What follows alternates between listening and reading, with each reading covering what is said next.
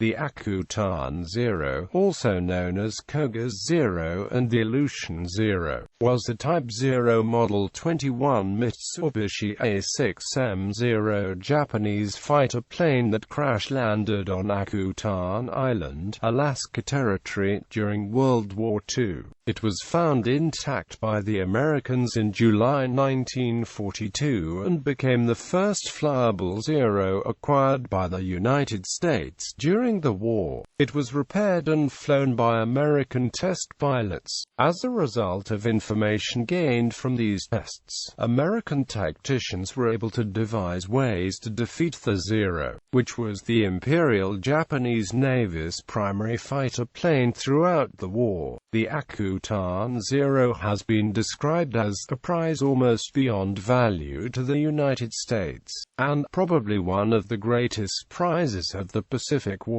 Japanese historian Misatake Okamiya stated that the acquisition of the Akutan Zero was no less serious than the Japanese defeat at the Battle of Midway, and that it did much to hasten Japan's final defeat. On the other hand, John Lundstrom is among those who challenge the contention that it took dissection of Koga Zero to create tactics that beat the fabled airplane. The Akutan Zero was destroyed in a training accident in 1945. Parts of it are preserved in several museums in the United States. Mitsubishi A6M Zero fighter. The Second Sino-Japanese War began in 1937. Attacks by Chinese fighter planes on Japanese bombers caused the Japanese to develop the concept of fighter escorts. The limited range of the Mitsubishi A5M Claude fighter used to escort the bombers caused the Japanese Navy Air Staff to commission the Mitsubishi A6M Zero as a long-range land and carrier-based fighter. The Zero, which first flew in 1939, was exceedingly agile and lightweight, with maneuverability and range superior to any other fighter in the world at the time. The Zero was superior to any Allied fighter it would encounter for the first 2 years of the war. To achieve this, however, Japanese engineers had traded off durability. The Zero was very lightly built, it had no armor and no self-sealing fuel tanks. According to American author Jim Reardon, the Zero was probably the easiest fighter of any in World War II to bring down when hit.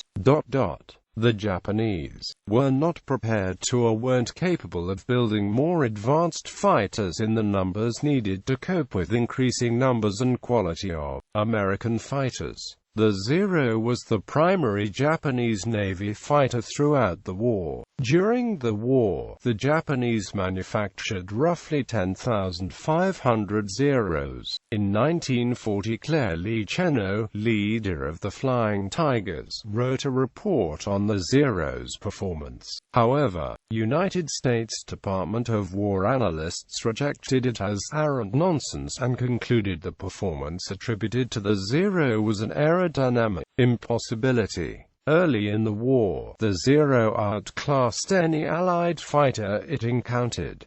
According to American flying ace William N. Leonard, in these early encounters and on our own we were learning the folly of dogfighting with. During the attack on Pearl Harbor, 9 Zeros were shot down. For these wrecks, the Allies learned that the Zero lacked armor and self-sealing fuel tanks, but little else about its capabilities. The Zero's flight performance characteristics, crucial to devising tactics and machinery to combat it, remained a mystery. Prior to recovery of the Akutan Zero, technical information from 3 other down Zeros was available to the Allies. 1 Zero, piloted by Hajime Toyoshima, crashed on Melville Island in Australia following the bombing of Darwin. The Zero was heavily damaged, and Toyoshima became Australia's first Japanese prisoner of the Pacific War. Another Zero, piloted by Yoshimitsu Maeda, crashed near Cape Rodney, New Guinea. The team sent to recover the plane erred when they chopped off the wings, severing the wing spars and rendering the hull unflyable. The third came from China, where Gerhard Neumann was able to reconstruct a working Zero. He used a partly intact Zero that he had landed in Chinese territory, repaired with salvaged pieces from other down Zeros. However, bad conditions and the long delivery time from China prevented Neumann's Zero from reaching the United States for testing until after the recovery of the Akutan Zero, Petty Officer Koga's final mission. In June 1942, as part of the Japanese Midway operation, the Japanese attacked the Aleutian Islands, off the south coast of Alaska. A Japanese task force led by Admiral Kakushi Kakuta bombed Dutch harbor on Unalaska Island twice,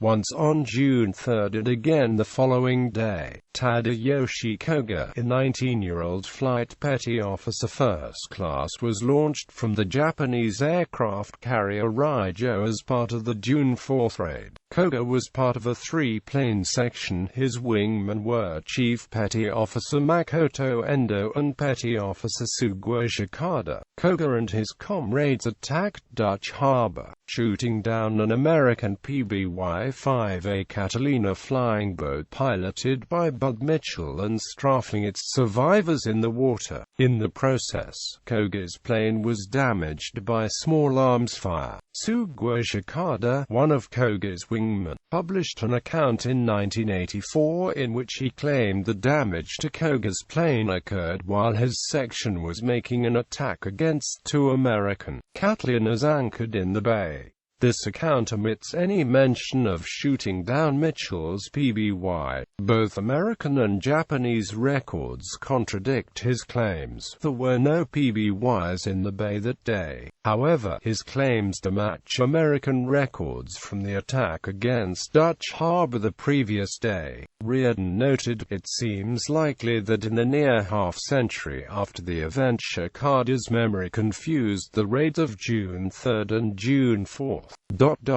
It also seems likely that in his interview, Shikada employed selective memory in not mentioning shooting down Mitchell's PBY and then machine gunning the crew on the water. It is not known who fired the shot that brought down Koga's plane, though numerous individuals have claimed credit. Photographic evidence strongly suggests it was hit by ground fire. Members of the 206th Coast Artillery Regiment, which had both 3-inch anti-aircraft guns and 50-caliber machine guns in position defending Dutch harbor, claimed credit, in addition to claims made by United States Navy ships that were present. Physical inspection of the plane revealed it was hit with small arms fire.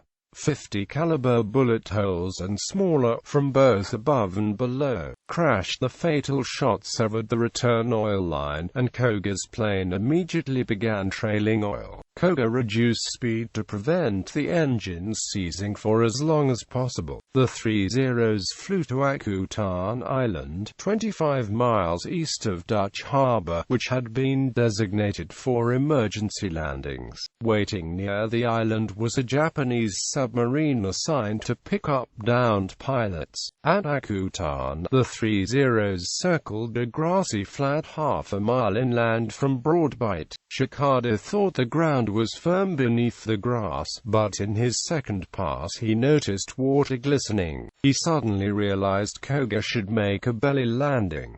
But by then Koga had lowered his landing gear and was almost down. The plane's landing gear marred in the water and mud, causing the plane to flip upside down and skid to a stop. Although the aircraft survived the landing nearly intact, Petty Officer Koga died instantly on impact, probably from a broken neck or a blunt force blow to his head. Koga's wingmen, circling above, had orders to destroy any Zeros that crash-landed in enemy territory. But as they did not know if Koga was still alive, they could not bring themselves to strafe his plane. They decided to leave without firing on it. The Japanese submarine stationed off Akutan Island to pick up Pilots searched for Koga in vain before being driven off by the destroyer US. Williamston.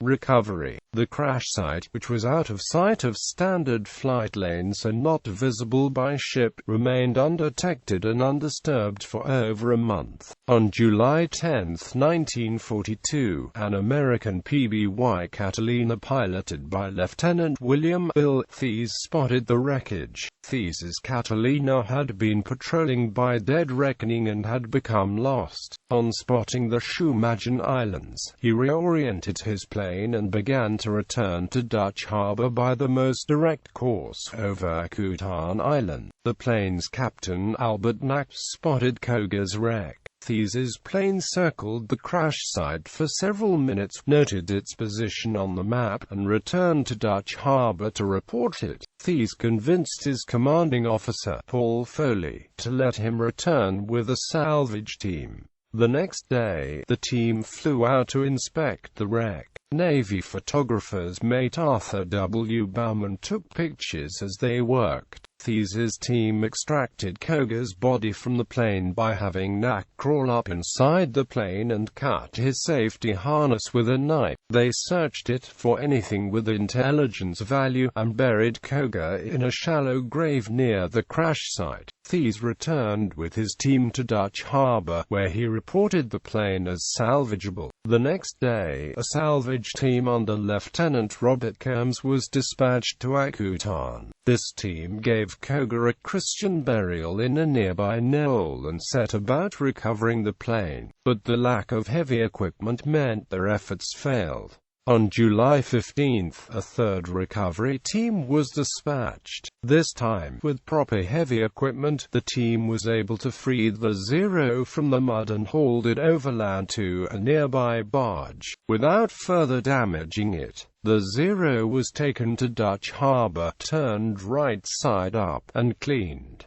The Akutan Zero was loaded into the US Street Mahil and transported to Seattle, arriving on August 1. For there, it was transported by barge to Naval Air Station North Island near San Diego, where repairs were carefully carried out. These repairs consisted mostly of straightening the vertical stabilizer, rudder, wing tips, flaps, and canopy. The sheared-off landing struts needed more extensive work. The three-blade Sumitomo propeller was dressed and reused. The Zero's red Hinamaru roundel was repainted with the American blue circle white star insignia. The whole time, the plane was kept under 24-hour military police guard in order to deter would-be souvenir hunters from damaging the plane. The Zero was fit to fly again on September 20. Analysis of the Zero. Data from the captured Zero had been transmitted to the Bureau of Aeronautics and Grauman Aircraft. After careful study, Roy Grauman decided that he could match or surpass the Zero in most respects, except in range, without sacrificing pilot armor, self-sealing tanks and fuselage structure. The new F-6F Hellcat would compensate for the extra weight with additional power. On September 20, 1942, Lieutenant Commander Eddie R. Sanders took the Akutan Zero up for its first test flight. He would make 24 test flights between September 20 and October 15. According to Sanders' report, these flights covered performance tests such as we do on planes undergoing Navy tests. The very first flight exposed weaknesses of the Zero which our pilots could exploit with proper tactics. Immediately apparent was the fact that the ailerons froze up at speeds above 200 knots so that rolling maneuvers at those speeds were slow and required much force on the control stick. It rolled to the left much easier than to the right. Also, its engine cut out under negative acceleration due to its float-type carburetor. We now had the answer for our pilots who were being outmaneuvered and unable to escape a pursuing Zero. Go into a vertical power dive, using negative acceleration if possible to open the range while the Zero's engine was stopped by the acceleration. At about 200 knots, roll hard right before the Zero pilot could get his sights lined up. In later test flights, Anacostia Naval Air Station Director of Flight Testing Frederick M. Trapnell flew the Akutan Zero in performance while Sanders simultaneously flew American planes performing identical maneuvers, simulating aerial combat. Following these, USN test pilot Lieutenant Melvin C. Boogie Hoffman conducted more dogfighting tests between himself flying the Akutan Zero and recently commissioned USN pilots flying newer Navy aircraft. Following its tests by the Navy, the Zero was transferred from Naval Air Station North Island to Anacostia Naval Air Station in 1943.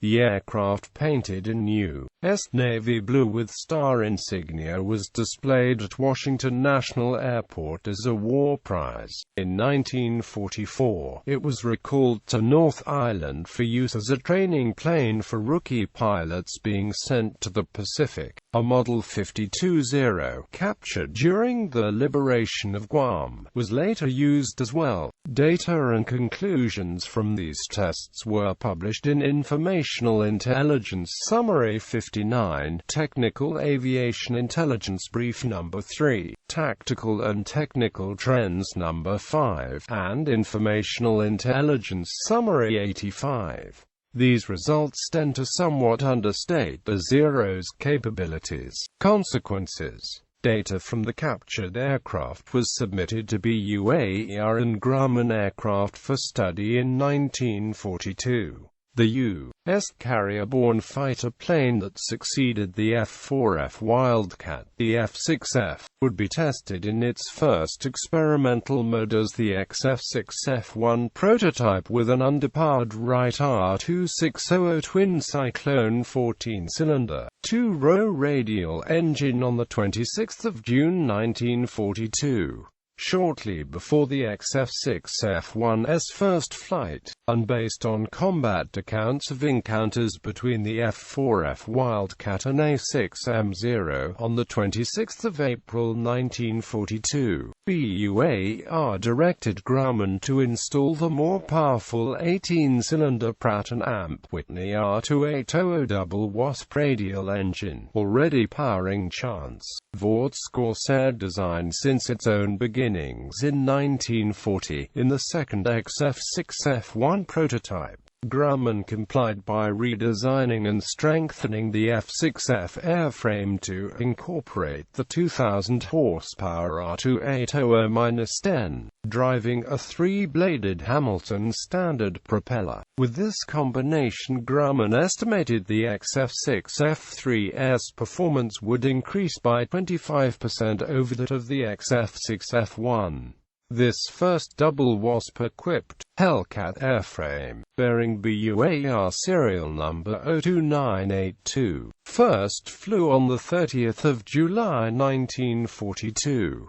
The F-6F-3 subtype had been designed with specific Wildcat vs. Zero input from Battle of the Coral Sea and Battle of Midway veteran F-4F pilots such as Jim Flatley and Jimmy Thatch, respectively, among several others, obtained during a meeting with Grumman Vice President Jake Swerbel at Pearl Harbor on 23 June 1942, with the first production F-6F-3 making its own first flight just over 3 months later, on October 3, 1942. While the captured Zero's tests did not drastically influence the Hellcat's design, they did give knowledge of the Zero's handling characteristics, including its limitations in rolling right and diving. That information, together with the improved capabilities of the Hellcat, were credited with helping American pilots tip the balance in the Pacific. American aces Kenneth A. Walsh and Robert Porter, among others, credited tactics derived from this knowledge with saving the lives. James Sergeant Russell, who commanded the PBY Catalina squadron that discovered the Zero and later rose to the rank of admiral, noted that Koga Zero was of tremendous historical significance. William N. Leonard concurred, describing it thus: "The captured Zero was a treasure. To my knowledge, no other captured machine has ever unlocked so many secrets at a time when the need was so great." Some historians dispute the degree to which the Akutan Zero influenced the outcome of the air war in the Pacific. For example, the thatch weave, a tactic created by John Thatcher and used with great success by American airmen against the Zero, was devised by Thatch prior to the attack on Pearl Harbor, based on intelligence reports on the Zero's performance in China. The capture and flight tests of Koga Zero is usually described as a tremendous coup for the Allies, as it revealed the secrets of that mysterious aircraft and led directly to its downfall. According to this viewpoint, only then did Allied pilots learn how to deal with the nimble opponents. The Japanese could not agree more. Yet those naval pilots who fought the Zero at Coral Sea, Midway, and Guadalcanal without the benefit of test reports would beg to differ with the contention that it took dissection of Koga Zero to create tactics that beat the fabled airplane. To them the Zero did not long remain a mystery plane. Word quickly circulated among the combat pilots as to its particular attributes. Indeed, on the 6th of October, while testing the Zero, Shrapnel made a highly revealing statement: "The general impression of the airplane is exactly as originally created by intelligence, including the performance." However, 9 wrecked Mitsubishi A6M Zeros were recovered from Pearl Harbor shortly after the attack in December 1941. And United States Naval Intelligence, along with the Navy's Bureau of Aeronautics, had them studied, and then shipped to the Experimental Engineering Department at Dayton, Ohio in 1942. It was noted that the experimental Grumman XF6F1S then undergoing testing in June 1942, and the Zero had wings integrated with the fuselage, a design feature not normally practiced in American aircraft production at the time. The Akutan Zero was destroyed during a training accident in February 1945. While the Zero was taxiing for a takeoff, ASB-2C Helldiver lost control and rammed into it. The Helldiver's propeller sliced the Zero into pieces. For the wreckage, William N. Leonard salvaged several gauges which he donated to the National Museum of the United States Navy, the Alaska Heritage Museum and the Smithsonian National Air and Space Museum also have small pieces of the Zero. In an attempt to repatriate Koga's body, American author Jim Reardon led a search on Akutan in 1988. He located Koga's grave but found it empty. Reardon and Japanese businessman Minoru Kawamoto conducted a record search. They found that in 1947 Koga's body was exhumed by an American Graves Registration Service team and reburied on Adak Island, further down the Aleutian chain. The team, unaware of Koga's identity, marked his body as unidentified. The Adak Cemetery was excavated in 1953, and 236 bodies were returned to Japan. The body buried next to Koga was one of 13 identified. The remaining 223 unidentified remains were reinterred in Chidorigafuchi National Cemetery, in Japan. It is probable that Koga was one of them. Reardon later wrote the definitive account of the Akutan Zero.